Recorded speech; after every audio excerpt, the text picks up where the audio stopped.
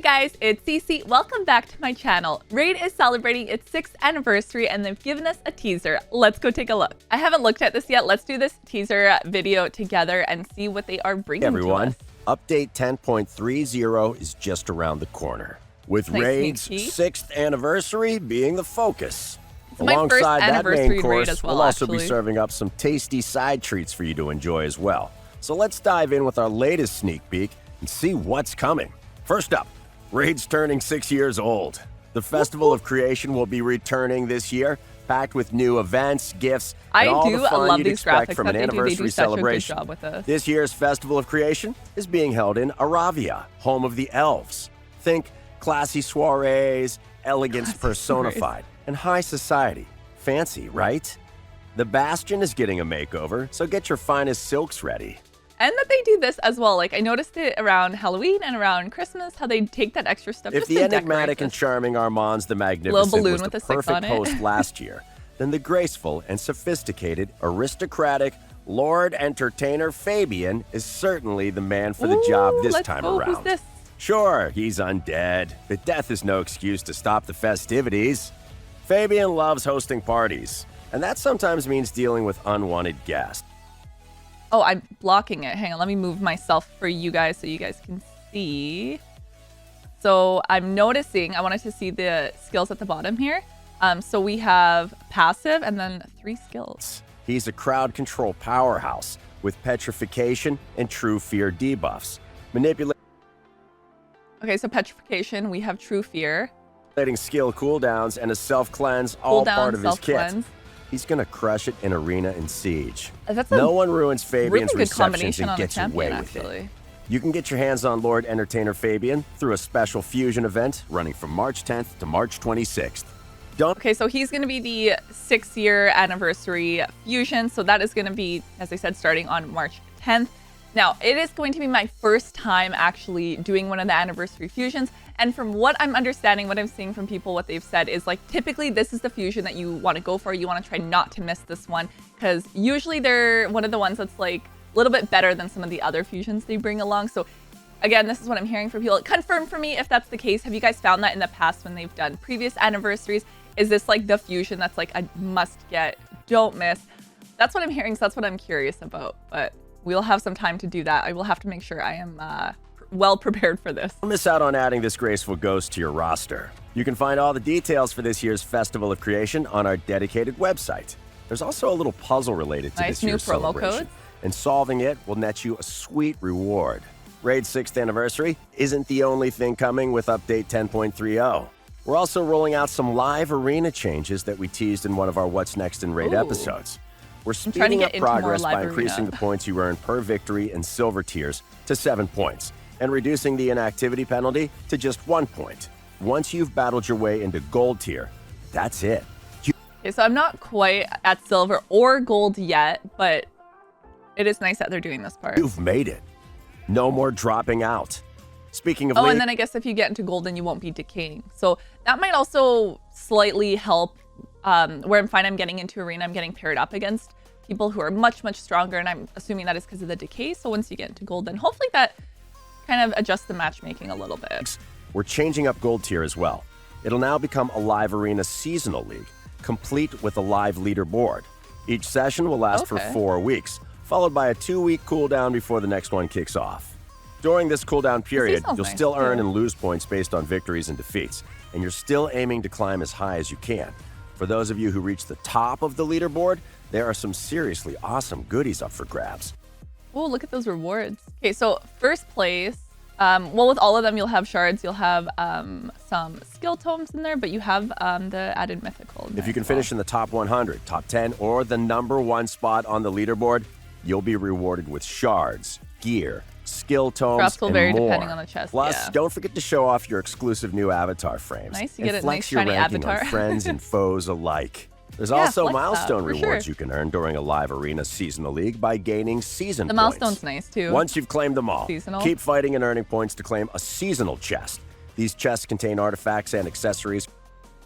Seasonal chests are a farmable reward, meaning you can earn them over and over again as you progress through the season. You'll earn a seasonal chest every 170 from 2 new variable gear sets. Okay, so you'll still get more. Let's check them out. I'm curious if that entices you guys to do more live arena. Do you think now that they're adding in like a league in there for the seasonal league, if it's something that you're gonna try to do more of? Because I did make a video about live arena and asked you guys quite a bit. We're like, I don't really do it, like especially with the decay with this and that. Is this changing your mind? Is it gonna make you do it a little bit more maybe? All right, let's see what First up, there's Stone Cleaver. As the name implies, it's perfect for taking out enemies hiding behind stone skin shields.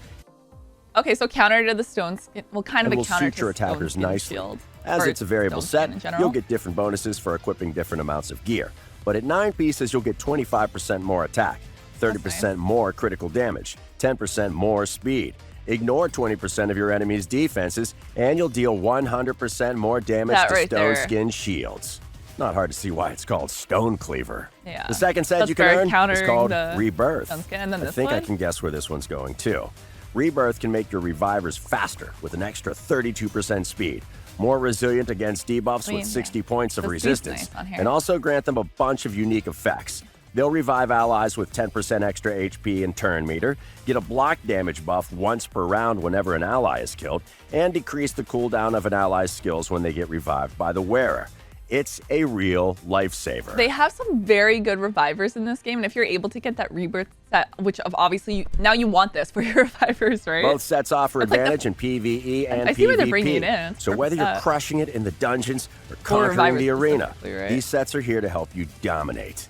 Another feature coming in 10.30 we teased in our last What's Next video is background multi-battles.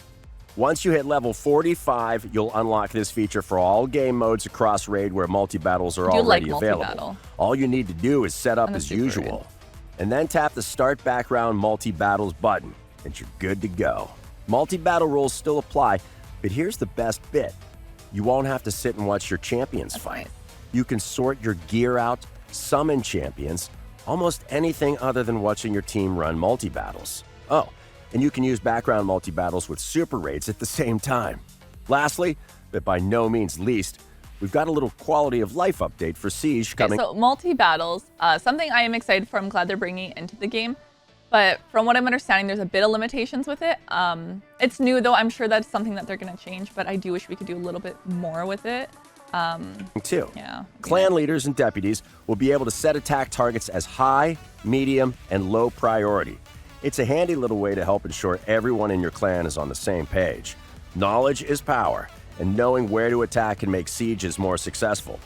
And that's everything for today. We can't wait to celebrate Raid's 6th anniversary with you when update 10.30 drops. Don't forget to like the video. Cool. Okay, so I am gonna kind of like quickly summarize things. I'm excited for the fusion. Say they're finally bringing in the background multi-battles, but from what it's seeming like, they're like, yeah, do this with artifacts and summon champions. But how nice would it be if we can, like, because I think what people want to be able to do is run your multi-battles and do other things in-game, like live arenas and clan boss and everything else that you can actually do with your champions. But it seems like because your multi-battles are using champions, anything to do with that, you're not going to be able to go beyond that. So for now, it's a start.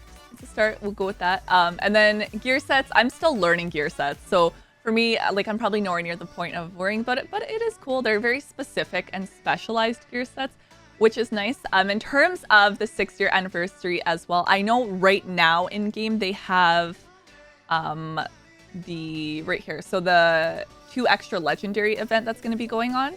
So if you summon a legendary, then they'll give you another one. I'm going to try not to get enticed in events like this just because I want to make sure I have the resources for the fusion, and I'm sure they're gonna bring some other stuff out with that as well. Like, we're gonna have the rewards, the promo code that they have not quite yet live on that website that they had said. So they'll be giving us other freebies throughout, and you probably know this from previous anniversaries, other stuff that they've included. So of course I haven't experienced one before, so if there's any like extra, like what did they do in the previous 5-year or 4-year, I would love to know like what they did with that. So let me know if some of the other stuff that they did include in there.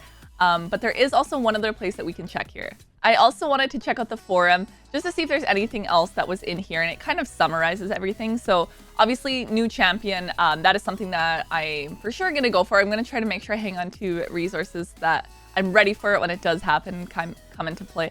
Live Arena, still very new at this, trying to get better and seeing where I can improve. I don't think I'm at the point yet where these changes are really going to affect me, apart from it being seasonal league. But things like once you're into silver and into gold, that won't quite affect me yet.